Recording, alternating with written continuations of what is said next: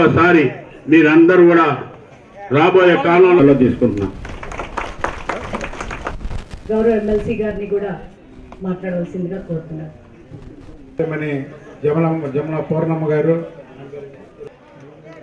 సోదరిమణి ఇందాక పుణ్యశీల గారు చెప్పారు.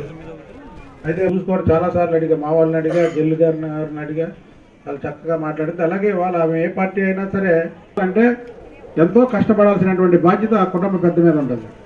అలాగే ఈ రాష్ట్రానికి పెద్ద దిక్కైనటువంటి నారా చంద్రబాబు నాయుడు గారు రోజుకి 20 గంటలు ప్రజలు సుఖ సంతోషాలతో ఉండాలని, తెలుగు ప్రజలు బాగుపడాలని బద్రీనాథ్ యాత్రకు వెళ్ళి అక్కడ మన వాళ్ళు యాత్రి కొత్తగా సాంక్షన్ రేషన్ కార్డు వాళ్ళకి ఎమ్మెల్యే సంక్రాంతి కార్డు కూడా ఇవ్వబడుతుందండి.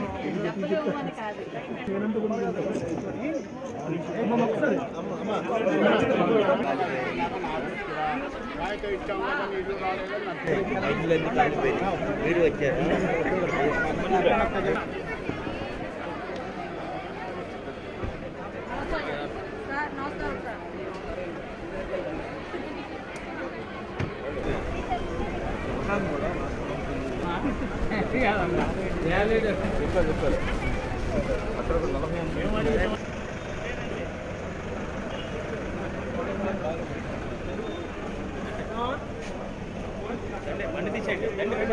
ఇంకొక ముఖ్యమైన విషయం ఏంటంటే త్వరలోనే మంత్రివర్గ విస్తరణ కూడా జరగబోతుంది.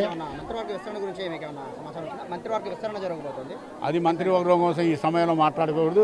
నాయకుడు ఒకవేళ వస్తుందనే సమాచారం ఉందా మీకు? నాయకుడు ఎప్పుడు కావాలంటే అప్పుడు ఇస్తారు. అది ఇప్పుడు అవసరం ఉంటే అప్పుడు మంత్రులుగా తీసుకుంటారు. అంటే మీకు కూడా మినిస్ట్రేషన్ గతంలో కూడా హామీ ఇచ్చినట్టు. ముస్లిం మైనార్టీకి డెఫినెట్గా ఇవ్వాలి. మైనార్టీలకు ఇవ్వాలి కాబట్టి మైనార్టీకి డెఫినెట్గా ఇస్తారు. అది పూర్తి విశ్వాసం, నమ్మకం నాకు. మీకు ఇస్తా అని చెప్పేసి గతంలో కూడా హామీ ఇచ్చినట్టు. హామీ ఇచ్చారు, ఇస్తారు. అది ఎప్పుడు జరగబోతుంది? ఎప్పుడు అనేది నేను చెప్పలేను. నా నాయకుడు నిర్ణయం తీసుకోవాలి సమయాన్ని, సందర్భంగా. మీకైతే కన్ఫర్మ్ సార్?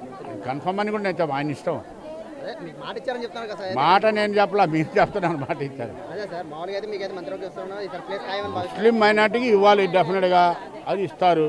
పార్టీలో జాయిన్ అయ్యే ముందు కూడా ఇదే హామీతో జాయిన్ అటువంటి ఏం హామీలు జరగాలని